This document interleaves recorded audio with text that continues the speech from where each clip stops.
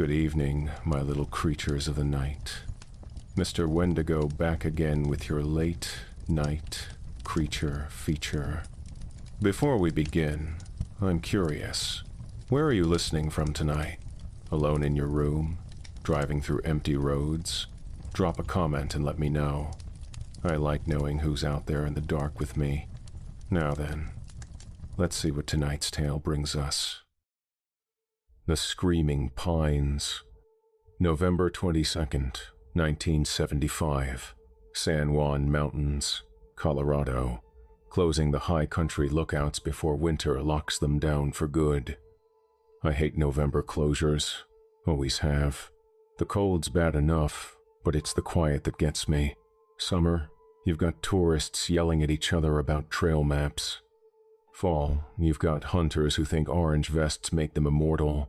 November, nothing. Just you and the trees and the wind that sounds like it's got opinions. Tom Grady met me at the trailhead that morning. Good guy, 54, weathered face, permanent squint. Been running this closure route for 12 years straight. Coffee shit, Tom handed me a thermos. I took it, tasted it. He wasn't wrong. Government contract went to the lowest bidder again. I took a sip. Always does. Tom pulled his pack on, grunted at the weight. You bring the good stuff? Instant, the fancy kind. Folgers? Maxwell House. Jesus, Henry. Living like a king. We started up the trail. The lodgepole pines closed in fast, tight, skinny trunks growing so damn close together you could barely see 10 feet in any direction. It's how they grow at altitude. Compete for light, strangle each other out. Forest Service calls it natural density. I call it claustrophobic. How many lookouts we hitting? Tom asked. 4, maybe 5 if the weather holds. Weather won't hold. Probably not. Storm's coming in tomorrow night. I can feel it in my shoulder. Your shoulder's full of shit. My shoulder's been right for 30 years. The trail climbed steady, not steep, just persistent. The kind of incline that doesn't hurt until you've been walking 2 hours and realize your thighs are on fire. My knees weren't what they used to be. Army didn't help. Neither did 2 decades of hiking with 60-pound packs. You hear about the Dawson Ridge closure? Tom kicked a rock off the trail. No. Jenkins went up solo last week. Said he spent 3 nights in the Morgan Point lookout and didn't sleep once. Why not?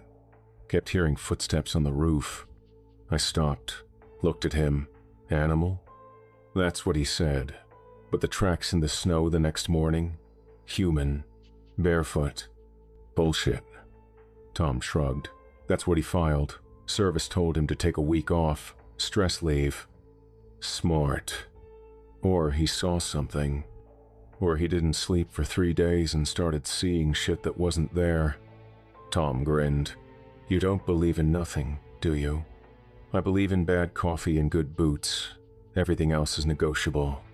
The wind picked up, cold, smelled like pine resin and coming snow. The trees swayed, but the sound was wrong, too uniform, like they were all moving together. I didn't say anything about it. Not yet. We hiked another mile. The silence deepened, pressed in. It wasn't just the absence of sound, it was the weight of it, like the air itself had gone deaf. No birds. Tom stopped walking. Yeah. Haven't heard a single one since we started. Migrated south. In November? Maybe. But I didn't believe it. Birds don't migrate this late, and even if they did, there should have been something.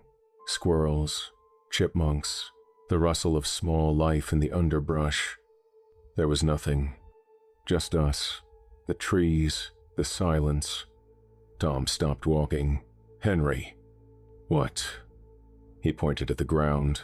Look at the needles. I looked.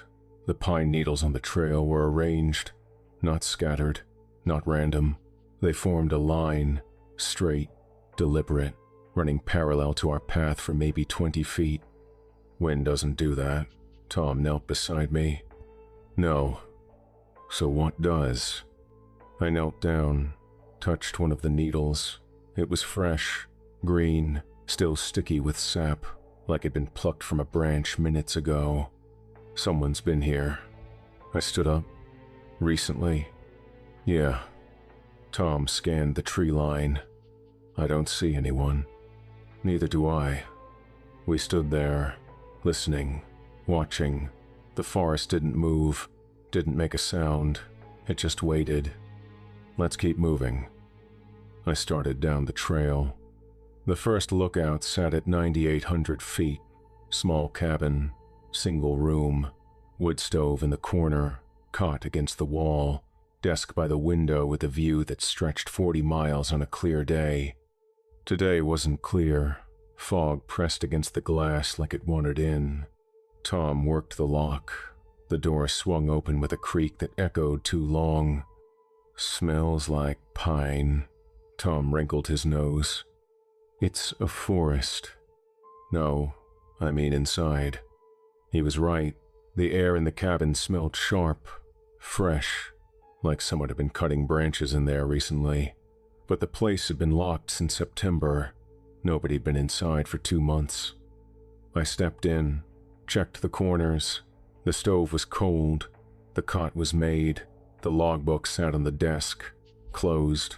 Everything looked fine, except for the pine needles on the floor. Not many, just a line of them, running from the door to the window in a straight path, too straight to be wind, too deliberate to be random. You see this? I pointed at the floor. Tom looked, frowned. Door was locked. Yeah. Windows too. Yeah. We both stared at the needles. Neither of us said what we were thinking, that they'd been placed, that someone or something had been inside. Tom cleared his throat. Probably blew in through a crack somewhere. Probably. But I didn't believe it, and neither did he.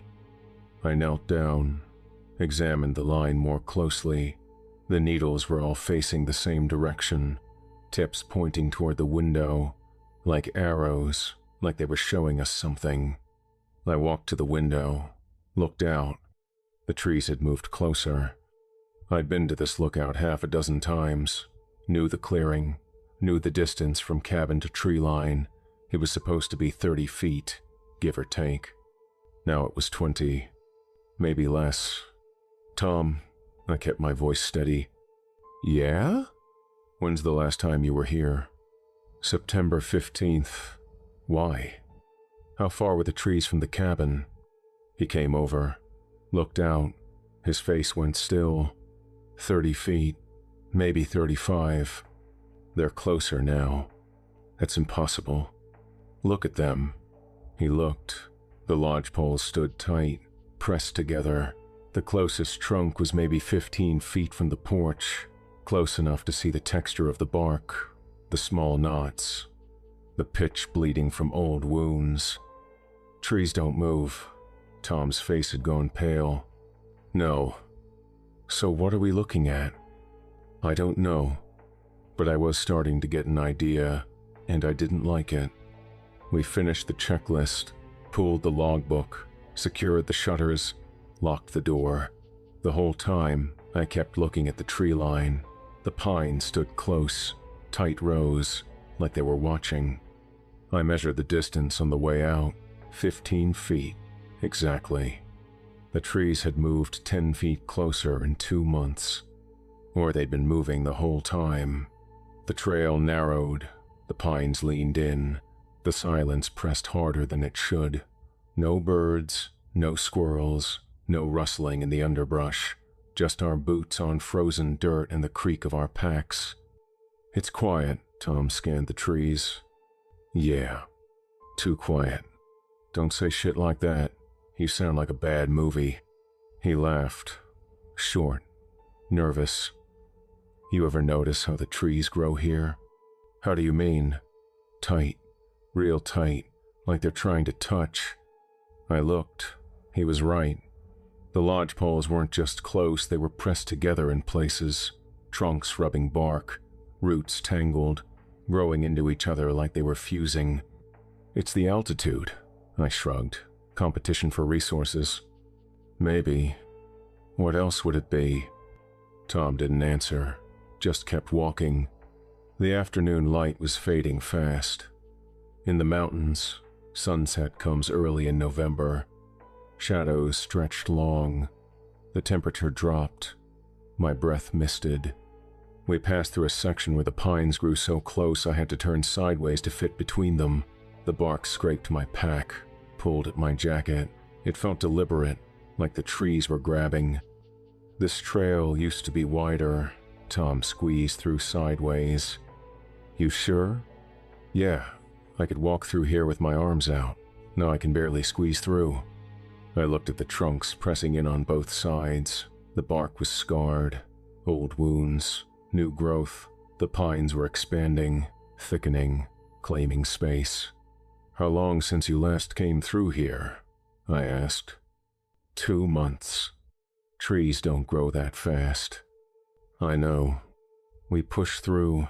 The passage opened up on the other side. I turned back, looked at the gap we'd just squeezed through. It was narrower than when we'd entered. I blinked, looked again. The trunks had shifted, just an inch, maybe 2, but they'd moved. Tom, I saw it. You saw it? The trees moved. Yeah. We stood there, staring at the gap that was slowly closing. Neither of us spoke. What the hell do you say to something like that? Tom's hand went to his rifle. We should keep moving. Yeah. We reached the second lookout an hour before sunset. Bigger than the first. 2 rooms. Better insulation. The door was unlocked. That stopped us both. You locked this last time? I asked. Tom nodded. September 15th. I checked it twice. Who else has keys? Just us and the district office. They send anyone up? Not that I know of. We stood there, packs on, rifles slung, staring at the door that shouldn't be open. Could be hikers. Tom didn't sound convinced. In November? Stupid hikers. Fair point. I pushed the door wider. It swung smooth. No creak. The hinges had been oiled recently. Inside, the cabin was dim, cold. The shutters were closed, but thin light leaked through the cracks. And the floor was covered in pine needles. Not a few, not a line. The whole goddamn floor. They were arranged, concentric circles radiating out from the center of the room, spiraling inward, deliberate, precise, like someone had spent hours laying them out one by one. Jesus Christ, Tom whispered. I stepped inside. The needles crunched underfoot. They were fresh, green, still sticky with sap. The smell was overwhelming, resinous, thick. It coated the back of my throat. This isn't hikers. I stepped inside. No, this is something else. Tom's hand went to his rifle. You think someone's messing with us? I don't know. But I was starting to think it wasn't a someone. It was a something. We searched the cabin. Both rooms, the closet, under the cot. Nothing. No one. Just the needles and the smell and the silence that felt like it was waiting for us to leave. The second room was worse. More needles. But these weren't arranged in circles. They were laid out in rows, parallel lines, hundreds of them, maybe thousands, covering every inch of floor space. And in the center, written in needles, were words. Not words, a word. Listening. Tom backed out of the room. What the fuck is that? I don't know. Who wrote it? I don't know. Henry, what the fuck is happening? I wanted to answer, wanted to give him something rational, something that made sense, but I didn't have anything. I found the logbook on the desk, flipped it open. The last entry was from September 14th, Tom's handwriting, standard closure notes. But underneath, someone had written in pencil. The letters were shaky, cramped. It read, The trees are restless. Tom, I held up the logbook. Who wrote this? He came over, looked. His face went pale. That's not my writing. Whose is it? I don't know, but it wasn't there when I left. I checked the date on the entry, September 14th, same day Tom closed the cabin, but the message had been added after. The pencil marks were darker, fresher. Someone had been here, after the lockdown, after the season ended, and they'd left a warning.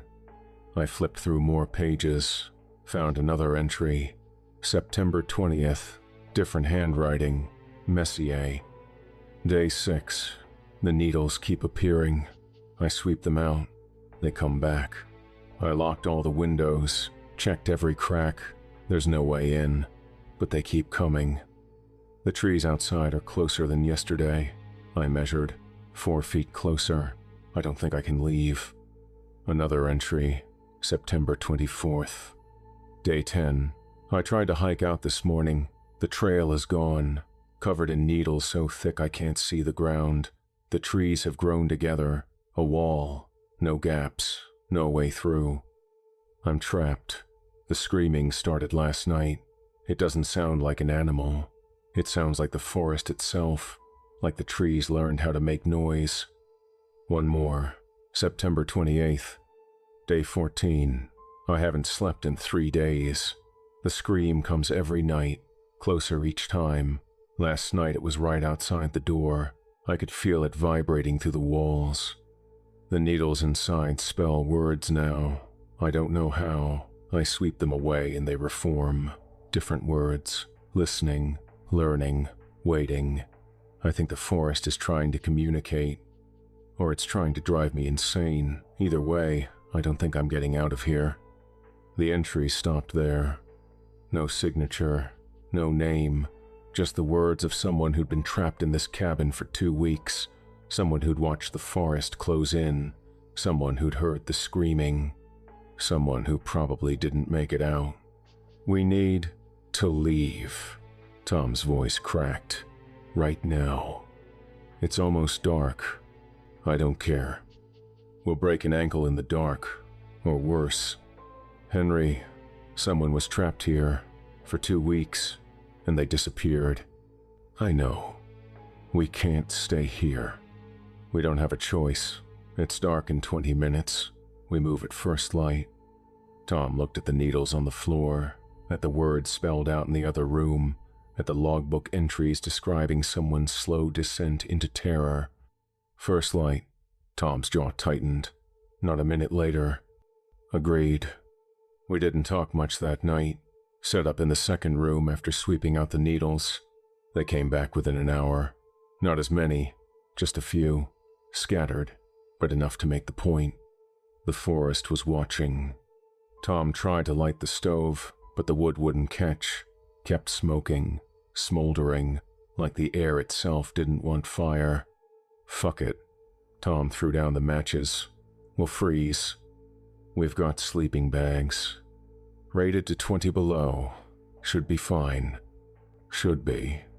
We ate cold rations, beef jerky, granola bars, trail mix that tasted like cardboard. I tried to keep the mood light, made a joke about the coffee. Tom didn't laugh. You think those entries were real? He asked. Yeah. You think whoever wrote them is still alive? No. Tom nodded, didn't argue. We both knew the truth. People don't survive 2 weeks trapped in a cabin with a forest that's learning how to communicate. The wind died around 8, just stopped. 1 second it was rattling the shutters, the next it was gone, replaced by a stillness so complete I could hear my own pulse. Then the scream started. It came from the north, high, thin, rising and falling in a pattern that sounded almost musical, almost human, but wrong, bent, like someone had taken a voice and stretched it until it broke. Tom sat up. What the hell is that? I don't know. The scream rose higher, cracked, reformed. It wasn't one voice. It was layered, multiple tones bleeding together, harmonizing in a way that made my teeth ache. Elk? Tom gripped his rifle. No. Mountain lion? No. Then what? I didn't answer, because I didn't have one. The scream stopped. Silence rushed back in. Heavy. Oppressive. I could feel it pressing against my eardrums. Tom got up, went to the window, cracked the shutter, looked out. Anything? I asked. No, just trees. Close it. He did, sat back down. His hands were shaking. It's just an animal. Tom didn't sound convinced. Yeah, something we haven't heard before. Maybe. But I knew better, and so did he. I pulled out my notebook, started documenting the needles, the entries in the logbook, the scream. It felt important to write it down, to have a record. Because if something happened to us, maybe someone would find this. Maybe they'd understand. The scream came again an hour later, closer. So close the cabin walls vibrated, the nails in the floorboards hummed. My fillings ached. The sound didn't just hit my ears, it went through my bones. Resonated in my chest, made my lungs feel tight. Tom covered his ears. Jesus Christ, make it stop. It didn't stop. It went on for 3 minutes, maybe 5. Time stretched, warped. When it finally ended, the silence felt like a physical thing, like the air had solidified. I checked my watch, 11:42. Tom's face was gray. We need to leave. In the dark. I don't care. We need to leave. We'll break an ankle, or worse. Henry, I don't think we're safe here. I wanted to argue, wanted to tell him we were being irrational, that it was just a sound, just the wind or an animal or our minds playing tricks. But the needles on the floor said different. The logbook said different. The silence said different. We wait until first light. I kept my voice steady. Then we move. Tom nodded, didn't look convinced. We sat in the dark, rifles across our laps, listening. The scream came twice more before midnight, each time closer, each time louder. The third one shook dust from the rafters and made the glass in the windows crack. Thin lines spreading across the panes like spider webs. Around 1 in the morning, I heard something else. Footsteps. Outside. Slow, deliberate, circling the cabin. The sound was off, too heavy. Each step made the ground vibrate, like whatever was walking weighed more than it should. Tom heard it too. What is that? I don't know. The footsteps stopped at the door. Silence. Then something scraped against the wood. Long, slow, deliberate, like claws testing the surface. The scraping moved to the window. Tom raised his rifle, aimed at the shutters. Don't shoot unless you see something. I raised my own rifle. If I see something, I'm shooting it. Fair. The scraping stopped. The footsteps resumed, circling, testing. The thing outside was learning the cabin's layout, finding the weak points. It stopped at the back wall, the one without windows, without doors. Then the wall started to creak. Not from wind, not from settling, from pressure. Something was pushing against it, testing its strength. Pine needles began to appear under the door, sliding in, one by one, like fingers reaching. Tom stood. That's it. We're leaving. It's dark. I don't give a fuck. We're leaving now. I grabbed his arm. Wait. For what? Listen. The footsteps had stopped. The scraping had stopped. The cabin was silent. Then I heard it. Breathing. Right outside the door. Deep. Slow. Rhythmic. But wrong. It sounded like wind through branches. Like the creak of wood under stress. Like the forest itself had learned how to breathe. We stood there, frozen, listening to the thing outside breathe. It went on for 10 minutes. maybe 20, then it stopped. The footsteps resumed, moving away, fading into the distance. Tom exhaled. What the fuck was that? I don't know, but I had a theory, and it was worse than anything I wanted to say out loud. When the sun finally came up, I checked the door. There were scratches on the inside, fresh, deep, 4 parallel gouges in the wood, like something with claws had tested the latch. From the inside, but nothing had gotten in, which meant the forest hadn't just been outside. It had been in here with us the whole time. We left at first light, didn't bother with breakfast, didn't bother securing the cabin, just grabbed our packs and moved. The trail south was gone. Not overgrown, not blocked, gone. The path we'd hiked the day before didn't exist anymore.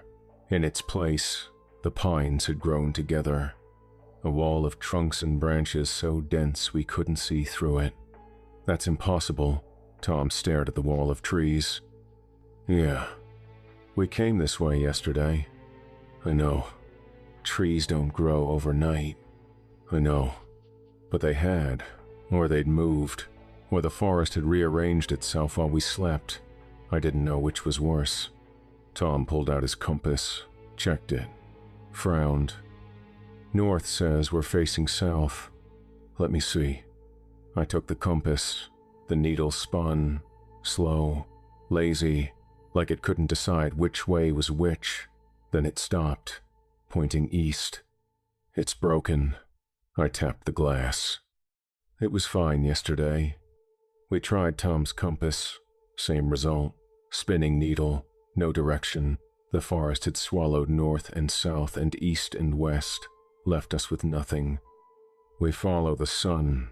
I pocketed the useless compass. What if it's overcast? Then we're fucked. Tom looked at the wall of trees. We could try to push through. And get impaled? No, we go around. Around where? North, to the next lookout. That's 3 miles. You got a better idea. He didn't. We moved north. The pines watched. I know how that sounds, but I could feel it. The weight of their attention. The way the branches shifted when we turned our backs. The way the shadows seemed to lean. The trail, what was left of it, wound through sections where the lodgepoles grew so tight we had to squeeze through sideways.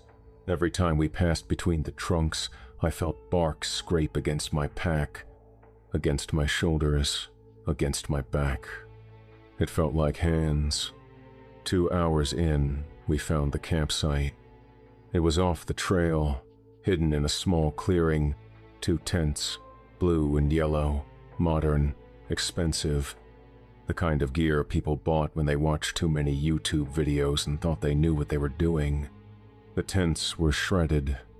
Not torn, shredded, fabric ripped into strips so thin they looked like confetti, sleeping bags gutted, backpacks split open, food scattered, but no blood, no bodies. "Hello?" Tom called. Nothing. He tried again, louder. "Anyone here?" The forest swallowed his voice. I checked the tents, found 2 IDs and a wallet. Sarah Brennan, 26, Denver. Mike Torres, 28, Boulder. Both smiling in their photos. Both probably dead now. Their permits were dated November 18th, 4 days ago. They'd ignored the closure, camped in the high country when they shouldn't have. And now they were gone. They ignored the closure. I held up the permits. Yeah. Stupid. Yeah. But it didn't matter how stupid they'd been. They didn't deserve what happened next. I found Sarah's journal in the remains of her tent. The pages were intact. The last entry was from yesterday. November 21st. Something's wrong with this place. Mike says I'm being paranoid, but I know what I saw. The trees moved last night. Not swaying, not wind. They moved. Closer to the tent, I measured the distance before we went to sleep. 15 feet to the nearest trunk. This morning it was 10. Mike thinks I'm losing it. Maybe I am. But I swear the forest is closing in. I flip to the next page. November 21st. Night. Mike's asleep. I'm not. I can hear something outside. Not animals, not wind. Footsteps. Heavy. Circling the camp. I tried to wake Mike, but he won't get up. Says I'm imagining things. But I'm not. Something's out there. I can feel it watching us. The trees are so close now I can't see past them. We're surrounded. I don't think we can leave. The entries stopped there. No goodbye. No final words. Just the terrified scribbling of someone who knew something was wrong but couldn't convince anyone else. Tom, I closed the journal. We need to find them. Why? Because they might still be alive. Henry, look at this campsite. Look at what happened here. They're not alive. We don't know that. Yes, we do. But I had to check. Had to be sure. We found Sarah 30 feet from the campsite. She was pressed into a tree, not against it, into it. Her back had merged with the trunk, bark growing over her shoulders, spreading across her spine. Her arms were gone, absorbed, pulled into the wood like the tree had swallowed them whole. Her face was still visible, eyes open, mouth frozen in a scream that never made it out. Pine needles sprouted from her hair, growing, living, rooted in her scalp. Her skin was gray, mottled. The texture was changing, becoming wood. The bark had spread from her back around her sides, creeping toward her chest. In another day, maybe two, it would cover her completely. She'd be gone.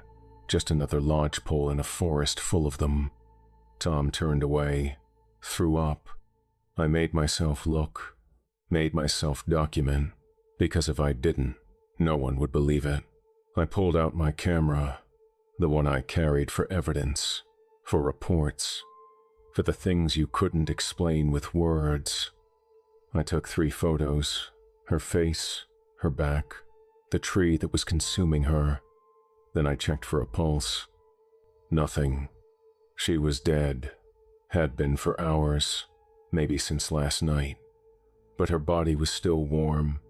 The tree was keeping her warm, feeding on her, using her. I found her hand, what was left of it. The fingers were fused to the bark, nails digging into the wood. She tried to pull herself free, tried to fight. It hadn't worked. We need to move. Tom's voice shook. We need to move right now. We have to find Mike. No, we don't. Tom, Henry, she's dead. He's dead. We need to save ourselves. I looked at Sarah's face, at the terror frozen there, at the needles growing from her skull. Yeah, I tore my eyes away from Sarah's face. Okay. We turned to leave. That's when I saw Mike. He was 20 feet up, suspended between 2 lodge poles. His body was twisted, limbs bent at angles that didn't exist in nature, arms wrapped around one trunk, legs around another, like he'd been trying to climb and the trees had grabbed him mid-ascent. His chest was split open, ribs spread wide like a cabinet door. Inside, pine saplings grew, thin, green, reaching toward the light. They'd rooted in his lungs, fed on whatever was left. The roots had spread through his rib cage, wrapped around his spine, anchored him in place. His head hung back, mouth open, eyes gone, not torn out, dissolved. The sockets were empty except for sap, thick, amber, dripping down his face like tears. Blood had run down his chest, down his legs, pooled on the ground below. But it wasn't blood anymore. It was sap. The tree had converted it, changed it, made it part of itself. Tom sat down hard. We need to leave. Now. Yeah, I mean now, Henry. Right fucking now. I grabbed his arm, pulled him up. Move. We ran. Behind us, I heard something crack. I looked back. Mike's body was moving. Not falling, moving. The arms were shifting, bending. The fingers were spreading, reaching. The saplings in his chest were growing, fast, thick. They burst through his sternum, through his shoulders, erupting from his body like he was nothing but soil. And then the body screamed. It wasn't Mike's voice. It was the forest, using his lungs, his throat, his mouth, learning how to make sound with human parts. The scream followed us as we ran. The third lookout was a mile north. We covered the distance in 20 minutes. Didn't care about the trail, didn't care about the undergrowth, just moved. The cabin door was open.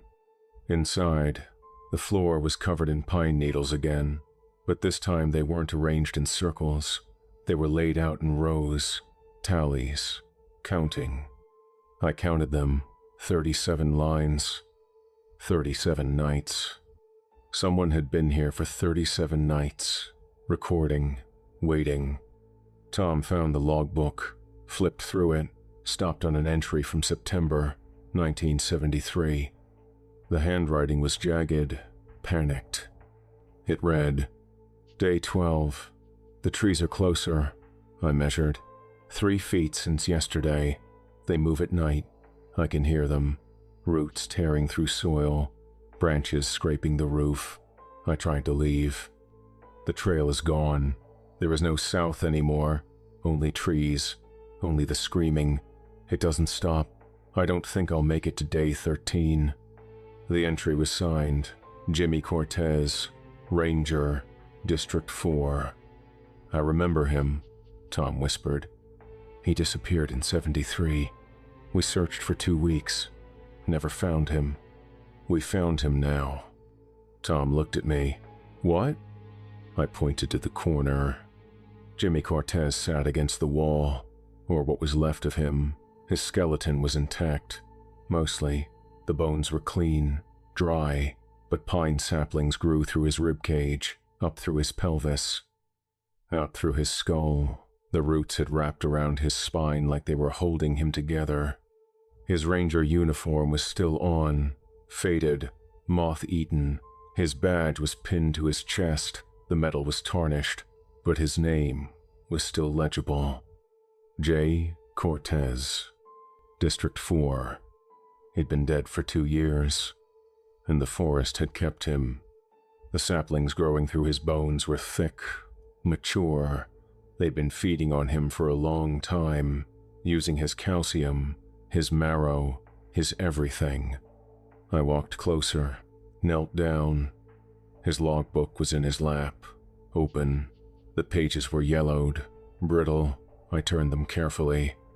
The entries chronicled his death.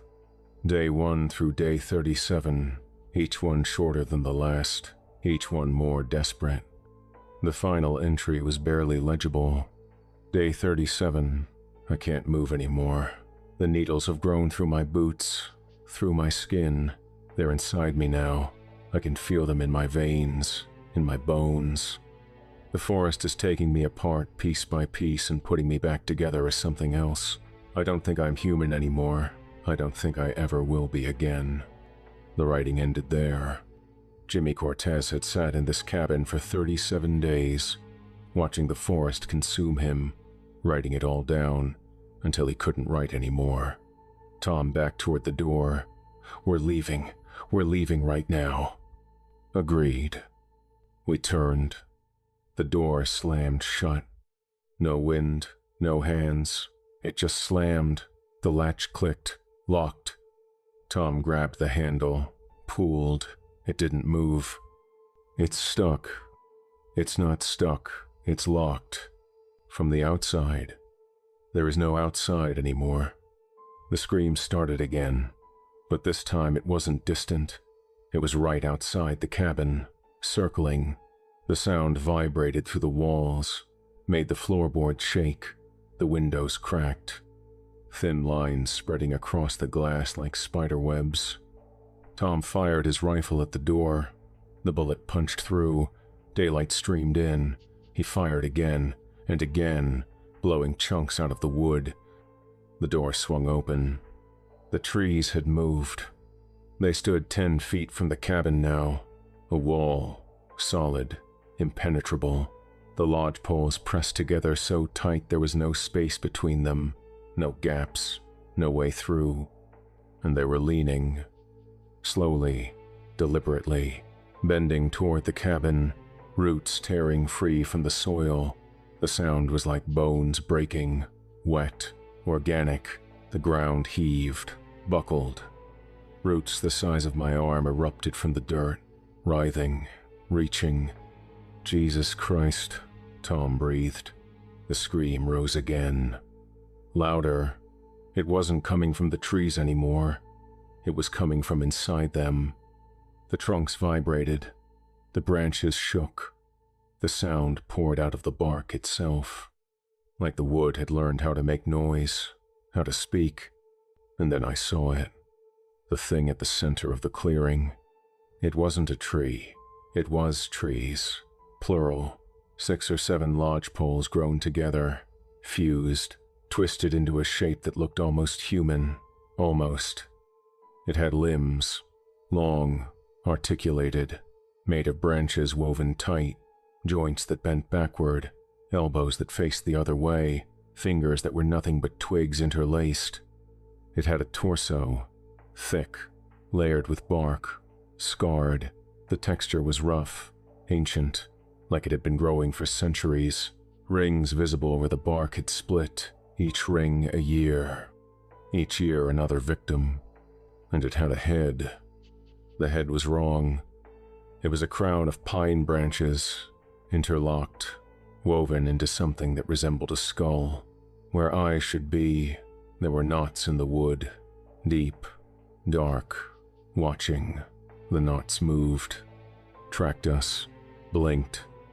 Where a mouth should be, the branches had split open, a cavity, black, dripping sap.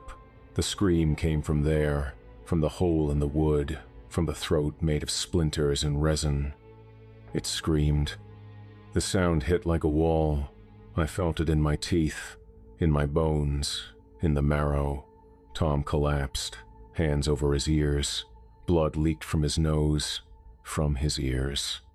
The scream was breaking him apart from the inside. The thing stepped forward. Not walked, stepped. The roots tore free. The trunk shifted. It moved like something learning, testing, each step deliberate, each motion calculated. It reached the cabin. One branch limb extended, touched the wall. The wood groaned, splintered. Pine needles pushed through the cracks, growing, spreading. They covered the wall in seconds, thin green fingers reaching. Tom fired. The bullets hit, punched holes in the bark. Sap bled out, thick, amber. But the thing didn't stop, didn't slow. The holes sealed themselves. Bark growing over the wounds, healing. It was learning how to survive. The cabin floor buckled. Pine needles erupted through the boards, thin, sharp.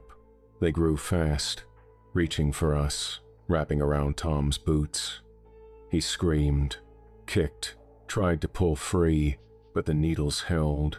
They climbed his legs, up his calves, burrowing into his pants, into his skin. "Henry, help me." I grabbed him, pulled. The needles tightened, drew blood. They weren't just holding him, they were rooting in him, anchoring. Tom's legs were turning gray, the color spreading, the texture changing. His skin was becoming bark, rough, cracked. The transformation crept up his shins, over his knees, toward his thighs. "I can't feel my feet," his voice cracked. "Don't look down." "I can't feel them, Henry. Don't look." He looked. His boots were gone, dissolved. His feet were roots now, thick, gnarled, growing into the floor, spreading, anchoring him. The transformation crept up his shins, bark forming over muscle, bone becoming wood. His hands grabbed my jacket. "Get out. I'm not leaving you. You have to. Tom, go." The needles reached his waist, his chest. They burrowed into his ribs, into his lungs. He tried to scream, but the sound came out twisted, distorted, like branches creaking in wind, like wood under stress. The bark spread over his neck, his jaw. His face started to change, eyes sinking into knots, pupils dissolving, becoming dark pits in the wood. His mouth opened, wider than it should, the jaw dislocating, unhinging, and then he screamed. But it wasn't Tom's voice anymore. It was the forest, using his throat, his lungs, his vocal cords, learning how to make human sounds, practicing. The scream was Tom's pitch, Tom's tone, but twisted, layered with the crack of splitting wood, with the whisper of needles and wind. The thing at the center of the clearing screamed back, a call and response. Teacher and student. The forest was learning Tom's voice. His eyes met mine one last time, human eyes, terrified eyes, begging. Then the bark covered them, and Tom was gone. His body stood there, rooted, arms spreading, becoming branches, fingers splitting into twigs. His torso thickened, bark layering over skin, over clothes, over everything that used to be human. In seconds, he was just another tree, just another lodgepole in a forest full of them. I ran, threw myself through the window, glass shattered. I hit the ground hard, rolled, got up. The trees closed in. I fired my rifle, didn't aim, just fired. The bullets hit bark, sap sprayed, but the trees kept coming, roots tearing, branches reaching. They moved like water, like they were flowing toward me. I ran downhill, didn't think, didn't plan, just ran. Behind me, the thing made of trees followed. It didn't run, didn't need to. It was connected to every lodgepole in the forest. It was the forest. Wherever I went, it was already there. The trees ahead of me moved, shifted, blocked my path. I turned left, more trees. Turned right, same thing. The forest was herding me, guiding me, pushing me towards something. I broke through a line of lodgepoles and stumbled into a clearing. The ground was covered in bones. Human bones, animal bones, all mixed together. Skulls, ribs, femurs, scattered like seeds, and growing from every single one of them were pine saplings, feeding, rooted in marrow, in calcium, in death. This was the forest's garden. This was where it planted its food. The thing emerged from the tree line behind me, slow, deliberate. It didn't need to rush. I had nowhere to go. It raised one branch limb, pointed at the ground. The message was clear. Lie down, join the garden, become food. I raised my rifle. Fuck you. It screamed. The sound was different this time. Not just noise, words. Twisted, distorted, but words. Tom's voice. Henry. Sarah's voice. Help us. Mike's voice. Don't run. Jimmy's voice. Stay. The forest had learned human speech, and it wanted me to stay.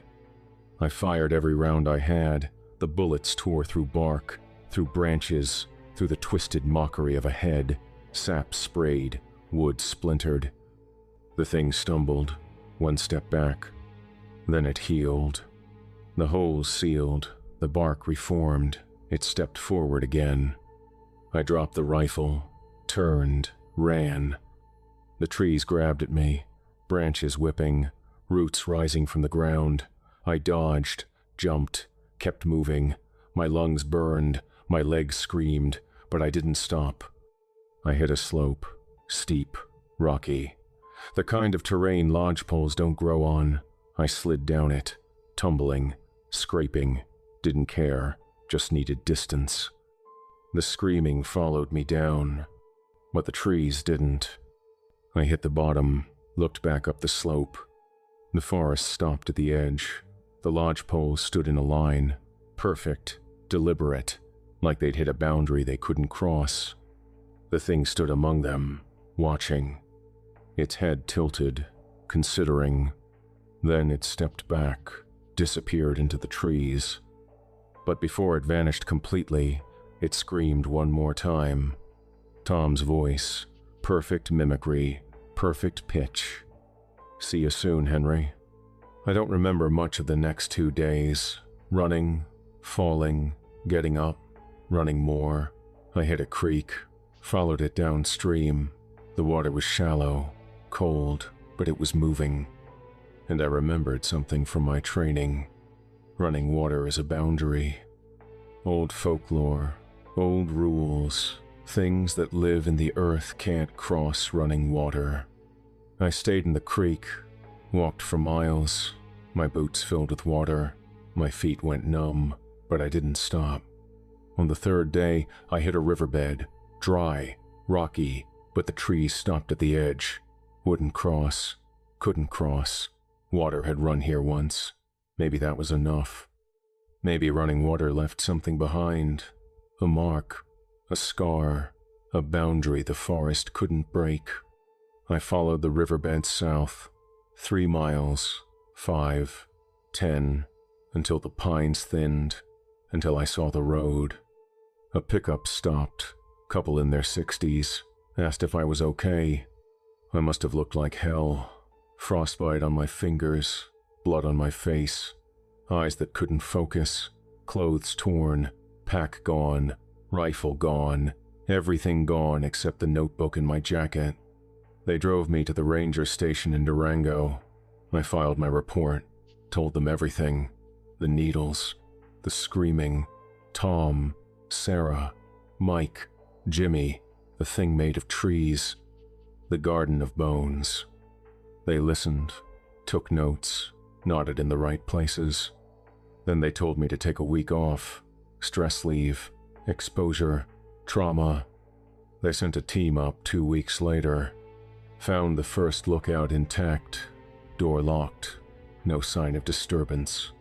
Found the second lookout burned to the foundation, no explanation, no evidence of accelerant, just ash. Never found the third lookout, said the coordinates were wrong, that there'd never been a cabin at that location, never been a trail. Never found Tom, never found the hikers, never found Jimmy's remains. The official report blamed a wildfire, unseasonable, unpredictable. These things happen in the mountains, dry conditions, high winds. Ranger Tom Grady missing, presumed dead, exposure. Animal attack. The wilderness doesn't give up its dead easily. They reassigned me. Wyoming. Different mountains, different trees. Lodgepole pines don't grow much in Wyoming. But some nights, when the wind dies and the woods go quiet, I still hear it. The scream. Tom's voice, Sarah's voice, Mike's voice, Jimmy's voice. The forest learned how to speak, and it's still speaking, still calling, still waiting, because it knows my name now. And forests don't forget. That's enough for tonight. The pages are heavy. My hand is tired. The dead don't rest easy out here. Neither do I. When the woods go quiet, that's when I hear them loudest. Until the next entry, this is Henry Blackwood, and this was my journal. Some forests don't just grow, they consume, they remember, and when they learn your voice, they never forget it. Well, boys and ghouls, that wraps up another terrorific tale from the vault. Oh, poor Henry. My heart breaks. Not. Thought he could close down some lookouts and go home. Thought the forest was just trees being trees. But the lodgepoles had been waiting, learning, practicing their screams. And Tom? Well, Tom became part of the curriculum. Just another voice in the choir. Just another tree in a forest that never stops growing, and Henry knows his name is on the list. Just how we love it. If this story crawled under your skin the right way, hit that subscribe button. New creature features drop every day at 8 p.m. Central, and trust me, tomorrow's even nastier. Leave a like if you'll never look at pine trees the same way again, and drop a comment. Where are you watching from? What cryptid haunts your neck of the woods? Have you ever camped where the trees grew too close? I'm always hunting for the next nightmare. Remember, when the forest goes quiet, it's not because the animals left. It's because something bigger just arrived. Until next time, kiddies. Keep your fires burning and your eyes on the trees. This has been your Late Night Creature Feature. I'm Mr. Wendigo, and the pines are always listening.